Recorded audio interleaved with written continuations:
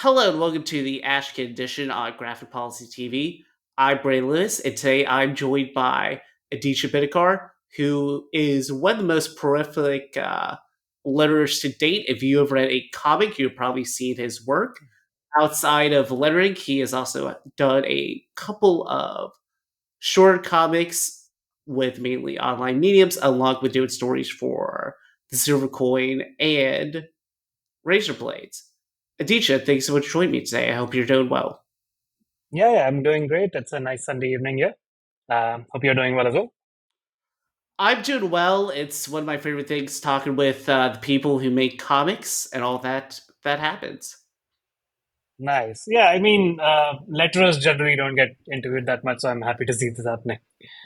Yeah. hmm I So to kind of start off with a couple of warm up questions, really kind of get the conversation going, to kind of get to know a bit about you more professionally and personally, if that's cool. Yep, sounds good. So, if you were trapped on a deserted island and you could only bring one music album with you, what would it be and why? Oh, Jesus. It would probably be Nick Cave's Abattoir Blues Lyre of Orpheus.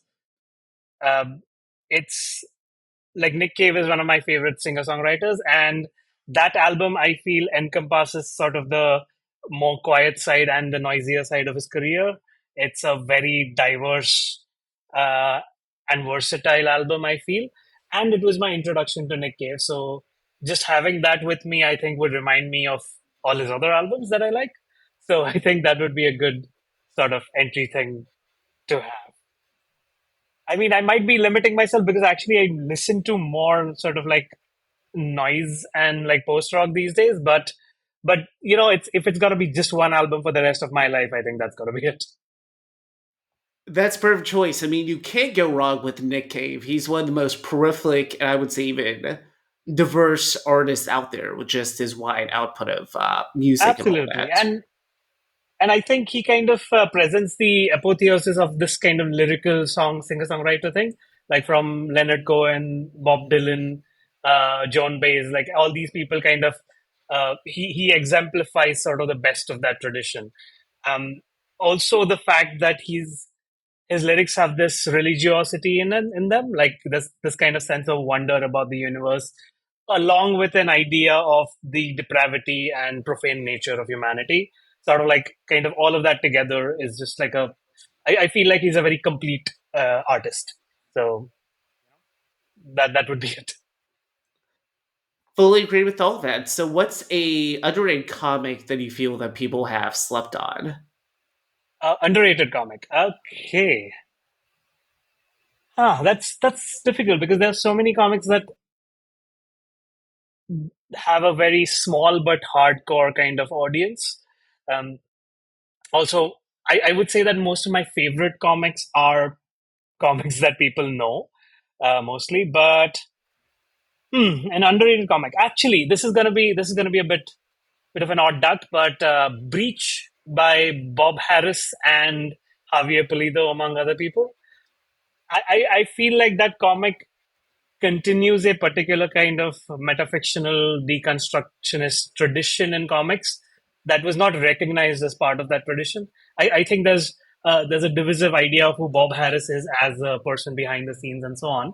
So I feel like a lot of people slept on that book. And sure, it I don't think it's perfect, but I think it's kind of carrying on a torch from a particular period that is much more prevalent now in comics, but like there was a period when a lot of people were trying to do more straightforward mainstream comics, and Harris and Toledo and their other collaborators kind of tried to look backwards to an interesting period in comics. So I think that's an underrated comic that people should find out. I don't even think it's been collected. I think it's only available in singles, if I'm not wrong. Well, that's the fun of the hunt is trying to find the singles, and also Javier Pulido is just such a great artist. I think it was introduced Oh to his yeah. work on Mark Waid's Daredevil, and that really led me to Mm. learning more about his work. Like just his very stylized art, just his paneling, and all that's just like phenomenal. No, absolutely. I think when I started reading comics, Peter Milligan's Human Target was one of my favorite comics, and I had to really hunt down the Javier Pulido issues one by one. And it's especially difficult to do in India. So, but somehow I managed to do that, and I was very happy about that. So, the Edwin Bukovic issues and the Javier Pulido issues were my favorites, I believe. I haven't read those in a long time. I should. Nice, nice, nice. So, what's a comic that really made an impact on you as a kid? As a kid, hmm. It's funny, I didn't read that many American comics as a kid. I mostly read Indian comics. We used to get these collections of Phantom and Mandrake comics in India. I think they were newspaper strips that were kind of reformatted to be comics. We used to get a lot of those. I used to borrow or steal Asterix and Tintin comics from my friends. And My uncle used to give me a lot of Archie's comics. But I don't know if I remember any specific one of those. There are two comics that I actually remember from my childhood, which really impacted me. One was a Roger Stern issue of Spider-Man. I don't remember the issue number now. I could find it for you, but it's where the Vulture is in an old age home or like a recuperation facility with Aunt May, and Peter Parker goes there to visit her, and the Vulture thinks that Peter Parker has figured him out, and he kind of holds him hostage or something like that. And I read that in this very badly printed but really good looking British edition, which only had two colors. So it was not a full color comic at all. I think it was like blue and red, that's it. And it was a very striking comic, but I think it was my introduction to the idea of Spider-Man. And you know the way people say that Stanley gave superheroes two dimensions instead of one. That really impacted me in that comic because I remember thinking that, oh, this guy is sort of balancing on a chair upside down while having a phone call with his girlfriend. Like that kind of mix of superhero wonder plus mundanity kind of really struck me. That's one comic.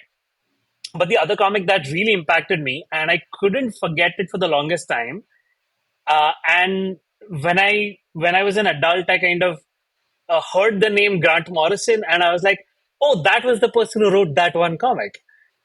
This was JLA number 5 with the Tomorrow Woman issue, and it's a single issue. And in that single issue, Grant is doing so many different things.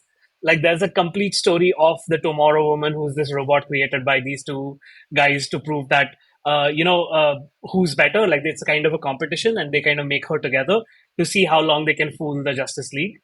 And while that story was pretty good, it was everything surrounding that, where it begins with Superman attending Metamorpho's funeral, and Superman is in his blue costume, and he says something like, "I remember there being more people at my funeral." And I had no idea at this point that Superman had died at some point of time. So suddenly, this single panel is implying a lot of different stories, and I didn't know who Metamorpho was. So what is the story there? How did that person die, etc.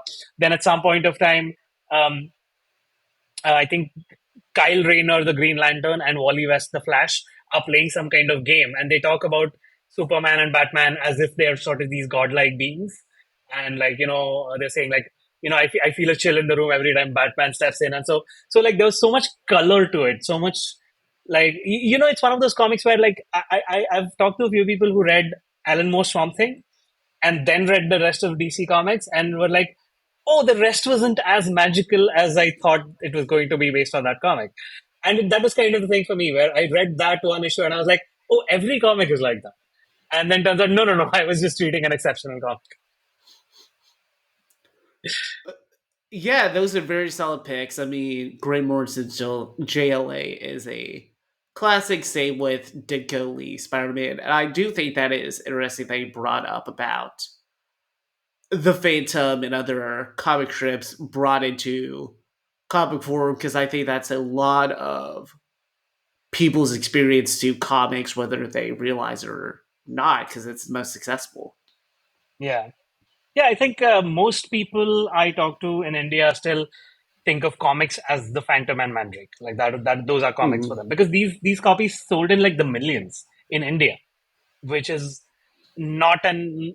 I mean, it is an English speaking country, but not everybody reads in English. So, I mean, they were also translated into different languages, but even the English copies would sell like hundreds of thousands.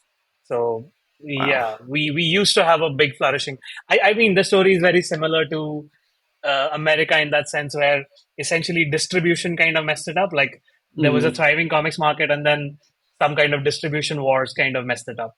And like there were predatory publishers, predatory distributors, and so on. And suddenly, comics is much smaller than it used to be. Mhm. Great. So turn a bit more to your professional career as a letterer. Let's talk about how you got into it. Sure. So um, originally, I wanted to be a writer. So not even a comic books writer. I wanted to write prose. I grew up on writers like Edgar Allan Poe, and then like later Douglas Adams and Terry Pratchett and so on. And I always wanted to write prose, but then do you want the long version or the short version? Let's say. I'm totally fine with either. Okay, so I wasn't into comics for a long time. I wasn't into like I didn't read any comics as a teenager. And when I was around 19, I think, or no, a little earlier than that, like maybe 17 or 18, I was in a library and I saw this magazine called Sight and Sound, which is a British film magazine that I'm actually still subscribed to. And they had this article, like essentially it was like a Biff Bam Boom, comics aren't for kids anymore, that kind of article. And they had images from comics like Uncle Sam and Watchmen and Sin City. And I read that article and then I went back the next day and I read that article again. And this time I made a list of all these comics because I was like, oh, I always felt like there was nothing wrong with the medium. It was just the stories that were very childish. So if there are people making comics for adults, I want to be in on that. Like I want to be reading that. And I think it was like obviously like I got the appeal of Watchmen a little later. Like I read it and I didn't really think it was anything interesting, but then I actually understood more about comics and then I loved it. But the first comic that really made an impression on me was Sin City. And I read Sin City and I was like, okay, I didn't know anybody could draw like that. I didn't know people could tell stories like that. So I made a list of all the comics in that article, and I figured out a way to find each of them, like in the library, or if a friend had them, and there were these comic book collectors in Bombay. I got in touch with some of them, and I read all of those comics, and I immediately felt like I want to write for this medium. Like this medium feels very natural to me. Like I understand what's going on here. And I tried to become a comic book writer. Um, and for years, I tried to do that. And I think, yeah, so I taught myself lettering to letter my own comics because I found an artist because I can't draw at all. I mean, I couldn't draw at all. Now I can draw a little more. But I found an artist, but I couldn't find the letterer, and I obviously couldn't afford to pay one. So I figured out how to letter my own comics. And a couple of years later, like I realized as I went along that lettering is a far more interesting storytelling medium than I had thought it was going to be. And then a couple of years later, I got in touch with a company and I said, like, hey, I would love to write comics for you. And they were like, we don't have any space for writers, but what else can you do? And I said, I letter a bit, but it's not really professional. I just do it as a hobby. And the publisher was like, you will never know if you don't try. And now looking back, I realized that he actually didn't know anybody who was a letterer. So he was like, okay, I'll take whatever I can get. But that actually, I sent in a sample, and for the first time, somebody said, okay, you're good enough to be a letterer. So I started focusing more and more on lettering, and I realized that writing has its pleasures, but writing is also you're in front of your art. Like honestly, you're the face of the comic to a degree, and I don't think I enjoyed that. Like I wanted to sort of be in the shadows. I didn't want to be the face of a comic. Um, and I don't know if I trusted myself as a writer at the time. So I found myself enjoying the process of lettering every day. Just sitting and lettering was very calming. It was not anxiety ridden as writing was.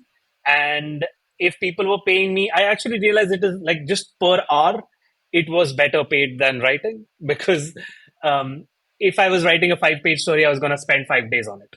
While if I'm lettering a 5 page story, that's like 2 hours, maybe, like back then at least.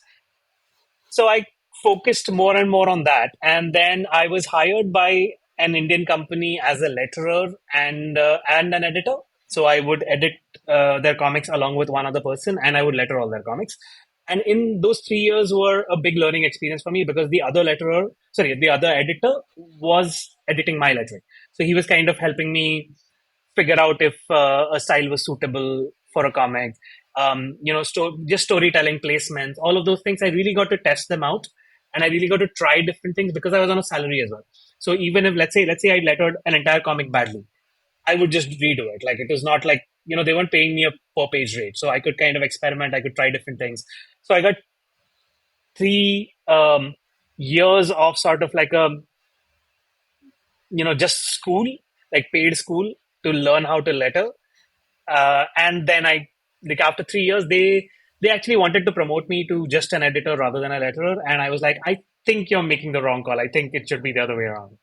So I would rather leave, and I would rather pursue my own thing as a letterer. And I mean, they remained a client. I think for the next couple of years, I was still lettering stuff for them.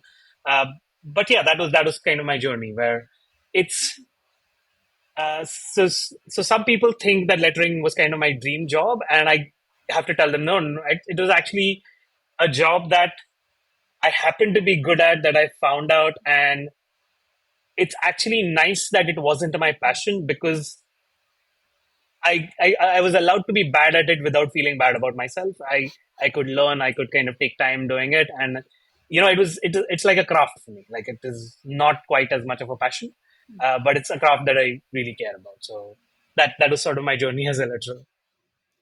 Well, it was also a bit of your foot the doors bolt to into the comic industry. Absolutely, because it helped that, for example, one of the books that I lettered for the company I work for was Grant Morrison's 18 Days. So Hmm. that was like a nice calling card to have. And by the time I left the company, I had a good portfolio that showed like a range of styles and so on. And it was just a great experience to learn. Like, 3 years with two great editors, like, the editor that I was working with and our CEO was also like a proper comic book editor. So, getting that kind of feedback, getting to make mistakes, getting to be better while being paid to do so. Like it was a fantastic experience, honestly. So when I started in the American industry, I think a lot of people were surprised at kind of the level I entered at. But that was because I had gotten 3 years of sort of uh, like out there in the corner, just kind of honing my craft.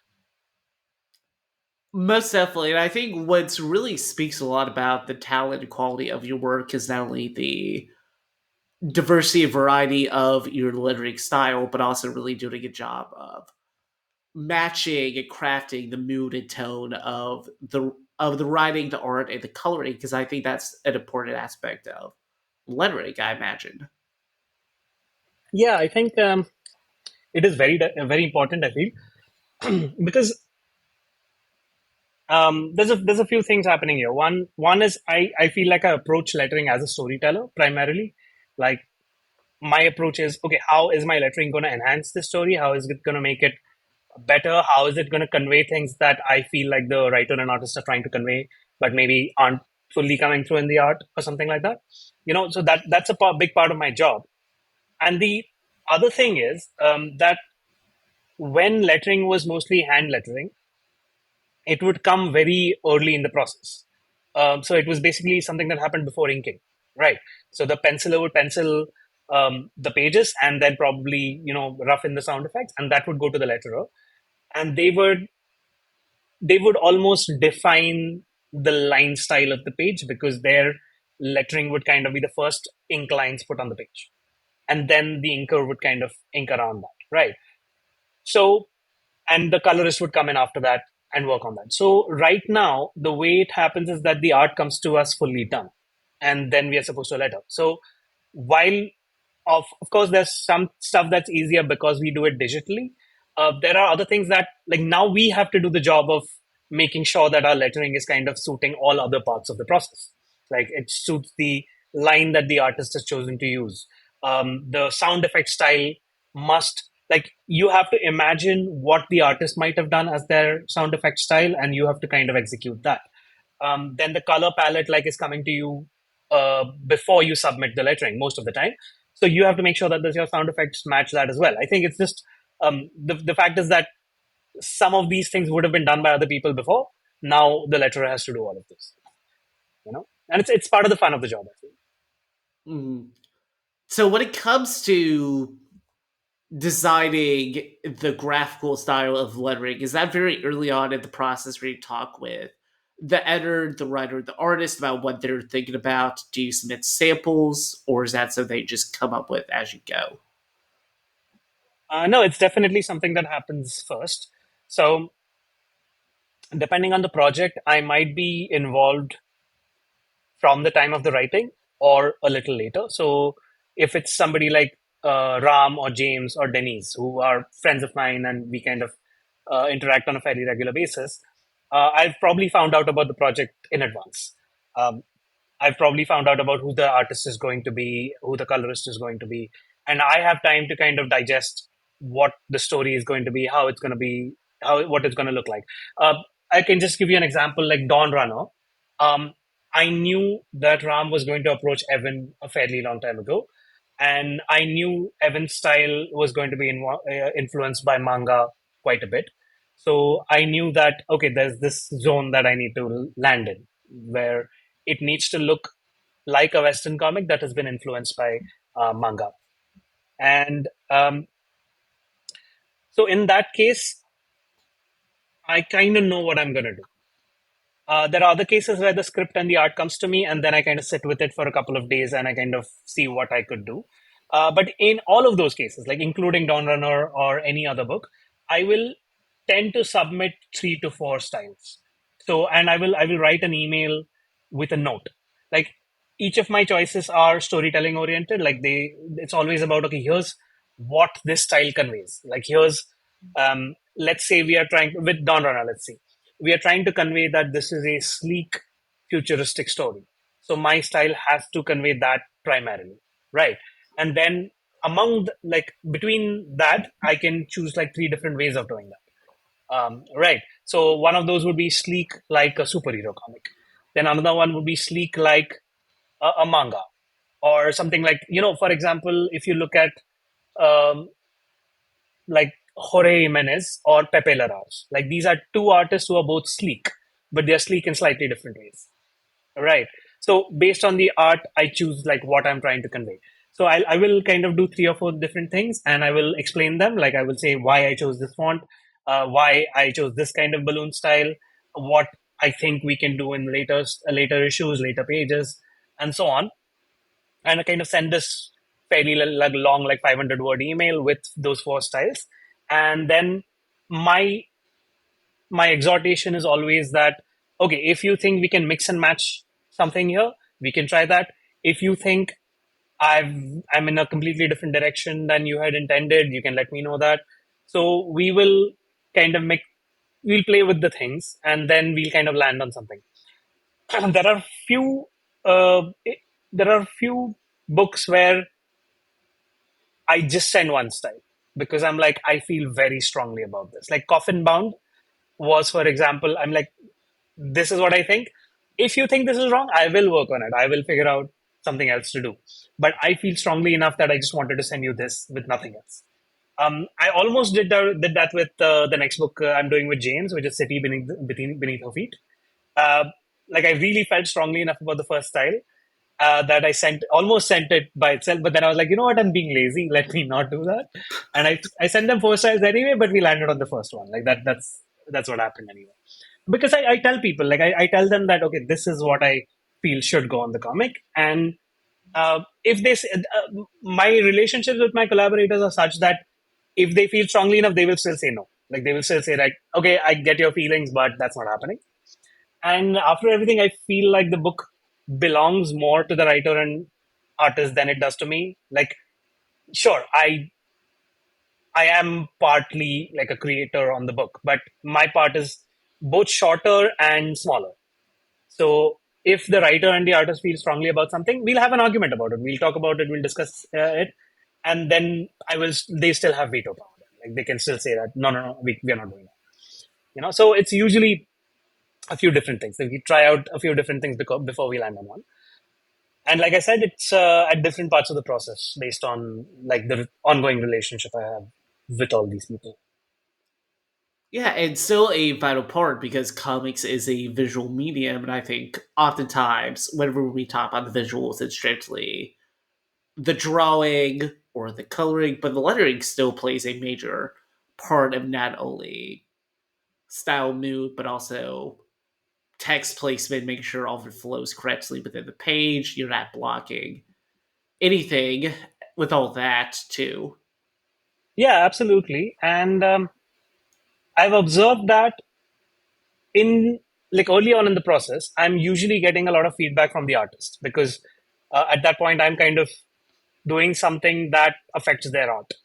And once we land on a good style, once I get a good sense of the placements that they want, what they're looking for stylistically, the artist tends to their feedback kind of ebbs away, and the writer kind of has more feedback after that because obviously I'm putting their words on the page. So when it comes to style, like the artist has a lot more say. I felt like that's just an observation. Hmm. So, what's the difference about working on a creator-owned comic versus a big two comic with lettering? Let's talk about more specifically, but something like Detective Comics compared to Dawn Runner. Hmm. Honestly, I think the difference is smaller than people might think because I think when I started out lettering Big Two comics, I was a little timid about it. I was like I would try and retain um, more classical stylings, but more and more I found out that when an editor is hiring you, they're hiring you to be you, right? They're hiring you because they like what you do. So there's no point kind of adhering to what other people have done before. Like, let's say I think of something as a house style. There's no point for me to be doing the house style. So, for example, with Detective Comics, before Detective Comics, we did this short run called Dark Detective Future State. And that was where I realized that I could actually cut loose. I could really kind of push lettering here the way I do on my creator own work. Like if you look at Dark Detective, there's a lot of glitchy special effects. There's like readability. Like obviously, like the text is still readable, and that's always important to me.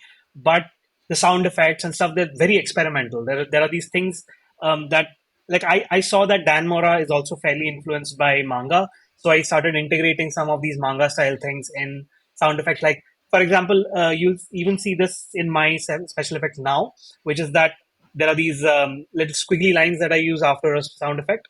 And that kind of started there, where I felt like, okay, here's something that is coming from a language that I associate with manga. And so I'm going to borrow some of that language into this comic.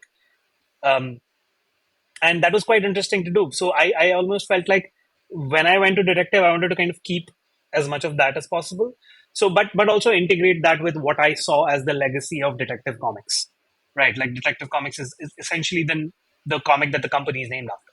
So I wanted to kind of make sure that there is that stateliness to the work on that. So I would say that that legacy is the only thing that maybe is a little different, like the fact that I'm interacting with a history that goes back 60 years, 70 years. In a creator owned comic, this is all new. So, like for Dawn Runner, it was all like just me and Evan. And like whatever me and Evan are happy with, and obviously Ram plays like a huge part in the process all the way through. But my lettering goes on Evan's art, and as long as he's okay with me doing certain things, I'm gonna do those. Like that's the only things you're kind of taking into account. But I found that DC is far more receptive to Stranger Things than I had expected. Like if you look at Arkham City, The Order of the World, that's not a comic that I was limited in at all because when we were starting out, I told Ariana, the book that I would like to refer back to is Arkham City. No, Arkham Arkham Asylum. Asylum. Yeah. And so I want to do different lettering styles for each and every inhabitant of Arkham City. And she was perfectly okay with that. She let me run with it. There were times when, like, I've hand lettered Solomon Grundy's lettering in that one. So, like, there's no limitation that way. Like, I've never felt like, okay, an editor is asking me to pull back because it's for a big two comic. Like, that's never happened. Most definitely, it's funny. You're naming all these comics, but like, oh, I love that one. That was one of my faves. It's like, again, it was like looking through your repertoire, your list of all the lettering work. Just like, I love all these comics. I want to go reread these and just dissect this more. I think that's very telling about your output as a creative. Is fact that you really have made a impact on Oh, these stories thank you and so these much. Thank you. issues. Because I think in a way it's very much like when a new comic is announced in Jordy Belair or Timur Villain is announced as the colorist, like, oh, this is going to be good. Whenever I see your name announced as a letterer, I get excited because I know, oh, this is going to be a quality story because I think your name adds a certain weight to it. Thank you. Thank you. That is very flattering. I like to think that whatever anybody might think about my work, I do have good taste in comics and collaborators. Mm-hmm. Oh, definitely. And I think one of the more interesting things that you worked on recently was the Six Fingers, One Hand, kind of a duology of sorts, and the fact that you were lettering both of them, which are intertwined in a very fascinating way, but also have their own unique style and tone. And kind of talk. Could you talk a little bit about finding? I don't want to say crafted familiarity, but having a similar DNA between both, but let them exist as their own worlds. Yeah. That was a project that I knew about a long time before it actually happened. Like, I think the second time I went to Thought Bubble, I think in 2018, um, I was sitting with Ram and Dan, and they kind of outlined the whole thing. Um, and I was very excited because I didn't, I figured that, like, that hadn't been done before. And they had this idea that, there was a possibility early on that they might not even announce that these are related comics. So it would have been up to me, the colorist and the designer, to convey to the audience that these are related comics. So we took that fairly seriously. Of course, that changed by the end because obviously, like, it's better to publicize a comic as, like, okay, here's the project, here's the whole thing, right? But I always felt that um, what my lettering was going to do was to create a common language. So let's say you've got a long run of a comic and you've got the same writer, but you've got different artists coming in. You do tend to have the same colorist and letterer to kind of provide continuity through it, right? Like, convey strongly to the reader that this is the same comic. It might look different, but it's the same story. So I feel like that's part of what my work on those books does, where it conveys to you that this is part of the same story and you are supposed to read them in continuity with each other.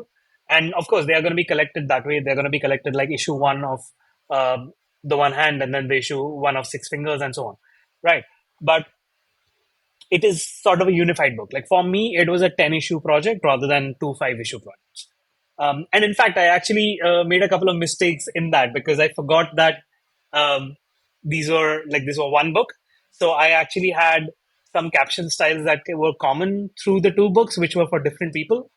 And when we decided to do the trade, I actually went in and corrected that. Like, I went in and made sure that, okay, you're gonna read this as one thing. I'd forgotten momentarily, but you know what? No, it has to be a unified experience. So I think that was. Other than that, it was just figuring out a style that fits both Lawrence's and Sumit's styles, and that was easier than I expected, honestly. I Because um, when we were testing styles, I think my test pages were 2 pages from Lawrence's book and 2 pages from Sumit's, and like I was presenting them together. So it was always meant to be like, okay, this style is going to go through both artists, and it needs to look good on both artists. Most definitely. I think that is such a. I think that's just a great experiment to kind of like showcase the power of lettering in that case, because with, in a way, having the different artists provides a very subjective aspect to the viewpoints of the characters, while also have that lettering almost do a similar thing as well. Yeah. Yeah, and to the point where Lawrence would do the main title of the one hand issues. So not the subtitle, like the subtitle with like Alien Territory, etc., etc. That was me, but the one hand, like whenever the one hand would show up in the comic, that was Lawrence himself. So I needed to make sure that my subtitle fit that style. But then also when in Six Fingers we started doing titles, that had to fit with that as well. So if you see like the Six Fingers Part One, etc., etc., it's kind of it matches the one hand style, and to a degree it matches the presentation as well because there's an issue where we've got Johannes in the rain, and we are kind of looking up at him. So the title kind of also is floating above him, like it's kind of raining down, because that's the kind of thing that Lawrence was doing in his issues. Mhm. Yeah, and I think kind of looking back with my own freely tried career and all that, one of my first pieces I read was actually about homesick pilots I did with Dan and Casper, which is honestly one of my all time favorite. Oh, I yeah, I loved It's that so book. That good. was so fun. Yeah. It's I so. actually did some things in that as well that I don't think I've ever done again, which is I kind of integrated hand lettering into it for like a panel at a time, and then like Mm, it would go away again, and that was very fun to do. oh, definitely. Like I was rereading yesterday in preparation for the review, and there's that bit in issue one where they're at that underground punk show, and then you have that caption underneath the lettering below. It's like some shitty cover Yeah, of a punk song, and I'm just like, that's just such a good tone and yeah. I don't think atmosphere. how it was. I don't know if it. I don't remember if it was specified in the script like that, or I just decided to do that. But if I'm not wrong, I think Sai then did something similar in Hellblazer, and we kind of got to do that in Hellblazer as well, where the captions are kind of coming on top of the balloons.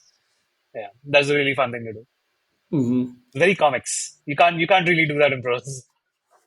Well, that's kind of the thing. It's like you can play with the medium and the form in such fascinating ways they can with, let's say, live action film and TV, or even with prose per se. Yeah, Hmm. I think you could do that in live action. You could almost like for example, in documentaries, when somebody's Hmm. speaking a different language, they'll kind of Hmm. start them off speaking, and then somebody else will talk over them in English. So Hmm. I've seen that device used in films to do this, where somebody starts saying something, but then their own voice kind of says, voiceover says what they actually want to say. That kind of stuff you can do in film, but not in prose. I think prose would have that be a limitation. No, but of course, I there's a bunch of stuff that you can do in comics that you can't do anywhere else. So mm, yeah, I think the only example of prose I really think about is House of Leaves, and that's it. I think that's probably Hmm. the only one with that. But kind of moving on now to the recent news with Tiny Onion announcing their residency program. The fact that you and Jordy Belair are two of the first people, which must be very exciting to not only have a set schedule as a letterer, but also you're able to go back to your roots as a writer in your dreams about doing a creator-owned series for them. yeah, yeah, it was incredibly exciting. Um, like I remember I sent James a mail saying that look, I'm starting to populate my 2025 calendar. So what do you have for me? And then he was like, you know what? If you wait a couple of weeks, I have a very interesting idea to run by you, and that was the idea. So yeah, that was a like a really cool surprise, and it felt like an affirmation. It felt like okay, here's somebody else who thinks you can be a writer. So that was really cool to have. Yeah, and I think it's also just a great, I don't want to say alternative, but I think it's just a very interesting way of approaching working in comics by providing that set schedule of work compared to what I imagine a lot of times for you is fishing around trying to find projects to work on to fill those spaces. Yeah. Um, I wouldn't I wouldn't quite say that in the sense of so I had a period from around 2018 to 2021 where I was working a lot. Like there were a lot of projects happening, and I was kind of it wasn't that I was saying yes to everything, but it's that every project that was offered was cool. Like it was interesting, it was fun. So I ended up saying yes to them without realizing how it was affecting my schedule. And over time, it started affecting my health as well. And so by 2021, I was honestly kind of burnt out. And I realized that I needed to take a break. And um, I was almost afraid that if I pull back, uh, clients would also pull back from me. Like they would move on to other letterers, etc. And but I realized at that time that I had to do it. Like otherwise, I was gonna suffer physically and mentally. So I did that, and what I realized was that most of my collaborators still wanted to work with me. They still were offering me projects, and even after I said no, they would come back with the next one and say that, okay, you weren't interested in that one, but how about this one? And I got to really winnow down my schedule to make sure that it wasn't always the amount of work that was bad, it was the deadlines. It was that a lot of the time you are given something like 2 days ahead of deadline and you have to finish it fast. Right. So I started to enforce things like, okay, you know what, I'm going to need a week because I would like to put my best work into this and I would like to not be overworked. So by around last year, I was kind of down to a very small schedule. And finally, I was also okay with it. Right. Like before that, I was kind of fretful about it because I felt like, comics forgets you easily, is what I assumed. Because, of course, you see this on Twitter that let's say an artist has not put out work for a couple of years. People do kind of seem to forget about them. But what you realize is that just because they're not talking about you all the time doesn't mean they're forgotten about you. Right. So what I got confirmation of is that people who like my work would still like to work with me. Right. So by the time this came around, I was already very ready for a very small schedule. And it was almost like, okay, I knew that I had this one project that I wanted to write, and I was already working on writing that. So I was okay with landing at something like 100 pages a month, which is seems like a lot because it's like 1,200 pages a year. But for a letterer, that's actually fairly small. Like I know people who routinely do like 3,500 pages a year. Right. So that's fairly small compared to that. So that was not what was like chasing work was not the issue. It was, can I say no to more things? Because often you say yes because you don't know what's coming next. Right. So if I know that this work is coming from James and Tiny Onion, I gain the ability to say no to everything else. Right. So that was what I got. That was the nervousness kind of went away. Where do I think about? I mean, it's on a continuum with what you said, which is that you are worried about the work and you are worried about getting work.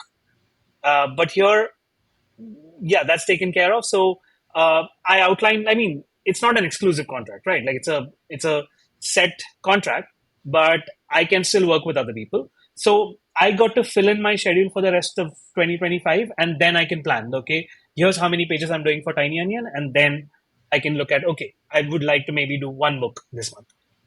So I can talk to like somebody like Ram or somebody like Denny's and say like, look, I've got these many pages in these months. Do you have anything for me? Right. So that was quite a nice experience to have. Most definitely, and it's very much allowing you to have the freedom to control now your schedule and workflow, but also make sure that you have the best output and not feeling so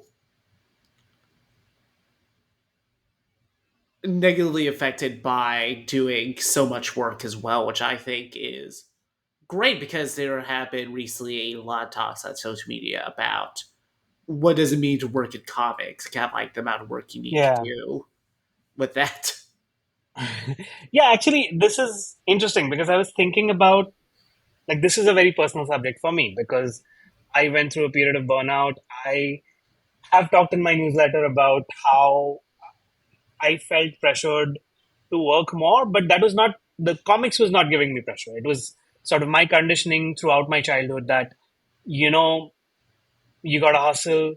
Um, so, for example, I grew up in India, right? So in India, you should never say no to an opportunity, right? That's just like, what are you doing? You're losing money. And then in America, you have the hustle oriented culture. So I'm an Indian working in an American industry, so I'm kind of stuck in both, right? So it was very, like, over the last 3 years, I've worked to disentangle myself from that kind of thinking, right? But I didn't want to, like, I don't necessarily want to comment on any particular statements, but what I would like to say is that if you love something, if you love doing something, you have to be able to integrate that as a healthy part of your life rather than give yourself over to it, right? So, I mean, I said this in short a little while ago, but honestly, my burnout was a lot worse than I'm saying it now. Like, it, when I say it now, oh, I was burnt out in 2021, that sounds like an easy thing. But what literally was happening was that my I was working 14 to 16-hour days. My heart rate was 20 to 30 beats higher than it was supposed to be. I was constantly stressed out. I was constantly worried about my deadlines. And there came a point when I read about the death of a mangaka at the age of like 45, 48, or something like that. And I looked at my keyboard and I felt like, you know what? That could be me in 3 weeks. And I literally just pushed myself away from my computer and I was like, okay, I need to think about this. This is not okay. Like, I, I can't die for comics. Like, that's not okay. Sure, like, I need to work hard. All of those things are fine. So after that, like, so I've just recovered from a 3 year long period of chronic pain that was caused by comics. I mean, not by comics, the industry, not by anything. It was just caused by work. And I'm very sure that if I was in another industry, I would have been doing the same thing. Like, that's me. That's not necessarily a comics problem. That's a me problem. Like, I wasn't able to set those limits to myself. So sure, like, yes, of course, I bear the responsibility for what happens to me. And if I die, it's not necessarily anybody else's fault.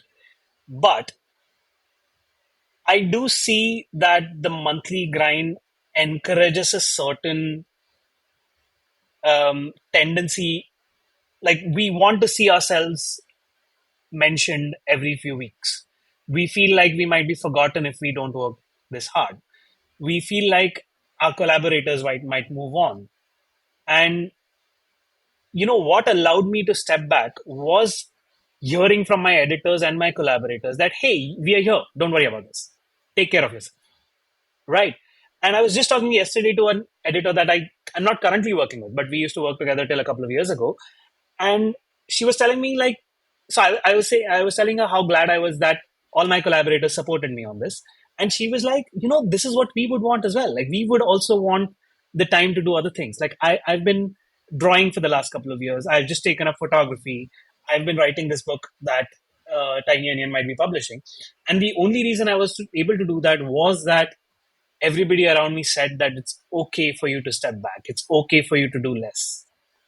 And the fact is, as long as you communicate with your collaborators, you communicate with your editors, people are okay with boundaries. Like, I set this boundary like a couple of years ago that I don't like deadlines that are, you give me the book now and I have to give it back in 2 days. I don't want that. So I would reach out to my editors at the beginning of a month saying, look, here's where I have your book right now. Is it going to come in on that day? Is it going to come later? When is it going to come? And once it comes, I would like this much time to do this. And sure, sometimes they'll say, like, no, but we'll work something out, right? Like, it won't be like, okay, you're off the project, right? So I feel like, sure, yes, while the comics culture as a whole feels like it's encouraging that kind of hustle where no, you gotta really give yourself in. There are enough people out there who want to pursue excellence while um, striking a balance. But all of this right now is with the privilege of having worked in comics for 10 or 11 years and having the kind of portfolio where I know that people will come to me later, even if I don't say yes now. You know, so not everybody has that luxury. So it's a complicated topic, and I don't know if Twitter necessarily is the best place to uh, reach a conclusion on this. But I would, from my side, I would encourage anybody who can set those boundaries should set those boundaries. And what I would say is that the people around you are probably going to be understanding because they are also people. They also have the same problems. They are also living in the same world as you. So you might find like you might be putting some pressure on yourself that nobody else is putting on. I mean, that might help somebody. I don't know. I totally agree with that because to me, a good collaborator is making sure that every person on the team is doing well physically, mentally, and not letting it fully drag on. To one, I think it also speaks a lot with people like Rom, James, just constantly reaching out even when you say no because they value a lot as a not only a artistic collaborator but also as a friend and influence on the project, which I Yeah. think speaks a lot about you. Well, I hope so. But it also says a lot about them because it requires a certain vulnerability to be able to say that, hey, I know you're saying no right now, but I would still like to work with you. Right. It requires a certain ability to both let go and to express um, that kind of care, right, about the project, about you. Um, to the point where these days, Ram and I and James and I will have a call before, like, so this message that I sent James saying, hey, I would like to discuss 2025 projects with you.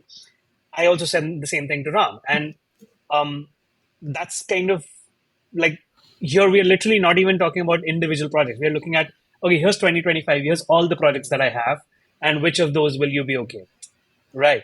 So, for example, there are some projects that Ram is doing that have a certain deadline that I don't want to be subject to at this point, at least at this moment in time. So I was like, it's fine. Like, I mean, let's not discuss those, but let's discuss these other ones where I feel like I'll have a longer deadline. I feel like I'll be able to put that, the care that I want and so on. So it's also just, I think it's just being a good collaborator. It's just understanding that everybody, you don't want to wear other people out. Like, I mean, Ram and James also want me to do my best work. They don't want me to letter 12 books badly. They want me to letter 4 books well, So it's also a little selfish on their part, I feel, to care about my health, right? Because as a good collaborator, you want all your collaborators to be as strong in their work as possible. So yeah, they're just, I mean, they are great friends and they are great collaborators. I think it kind of all goes together. Mhm. So I don't know how much you could speak about your upcoming series codenamed Seaside, but is it going to be Mhm. horror, much like your previous works for Silver Coin, along with Razor Blades? Yes, it is going to be a horror book. Um, and what I can say is that it's called Seaside because it's set in Bombay, which is on the west coast of India. I don't know if I'd want to say anything more about the plot or the story, but um, it is me trying to digest my horror influences as well as try to tell a story that I can tell from my position in the world, where I am, who I am, and how I see the world, intersecting with people like James or Ram. Like these are not just collaborators; they are also influences on me. But also writers like John Langan, or Stephen King or Stephen Graham Jones or Gretchen Felker Martin. Like it's me kind of processing those influences as well. And of course, this is all happening through a story that I wanted to tell for a long time. So it's not that the story is directly referring to any of their work, but it's definitely sort of like they are my touch points, you might say. Most definitely, and I think that is the great thing about working with a studio like Tiny Onion, which is very much all about allow creatives to have that freedom and tell the stories that they can only tell with their point of view. So, are they going to be expanding that more in the future? Do you know? Um, I don't think I know what I can say and what I can't say. Totally So fine. yeah, but I will say that when I so I actually took something like 5 ideas with me on the call, but I didn't present any of them other than this one because I said this is the one I feel most strongly about, and I want you guys to read this. I want you guys to read the outline, and I want you to tell me whether we can do this exactly as it is. And if not, then we'll find some other project. We'll do something else because I would like to do this one exactly as strange and gnarly and upsetting as this is. And they were like, we'll do all of this. Like, we don't need to censor any of this. We don't need to walk back from any of this. So, like, that I can tell you definitely. Mhm. Well, based on especially price of entry for Razor Blades, I have very high expectations about the gnarliness of that, which is honestly, I think, my first exposure to writing. Like, that's just such a great Nice. little Okay, gnarly that's Bollywood story. yeah. That's actually a fairly like calm story for me. Like it's Yeah. actually a less gnarly story for me because um I've written horror that is far more upsetting. None of it published yet because actually in my original career I used to be a science fiction writer rather than a Oh, horror wow. writer. It's just I realize that horror is actually where I'm like what I'm far more interested in. In the 5 years that I didn't really put out too many stories, I spent them processing these things. Like I wanted to. So, for example, um, when Brexit happened and when the current Indian government came into power, and then after that, I saw Trump being elected, and I realized that okay, so there's something I see about the world that apparently a lot of people have not been seeing because I wasn't surprised by any of those things, but a lot of people were. And I wanted to kind of think about okay, what is it that my point of view then brings? Because like honestly, I don't bring a marginal community uh, voice here because I am not a minority in my country. Like I live in India and I'm a fairly privileged person here. But I feel like I've observed something about the world and I've observed something about people that explains something to me that I don't know if people at large have kind of got. But obviously, there's been 8 years after that. So obviously, in those 8 years, I think people have come to understand. Um, I think that humanity is a lot more scared than people have always thought it is. At the very least, I think these most of these steps come from fear, right? And I feel like that's what kind of pulled me back to horror because I felt like horror then says something about the world that no other genre is able to convey. Because clearly, this is something that any horror writer would have told you, okay, yeah, this is going to happen, right? This is something we understand about the world.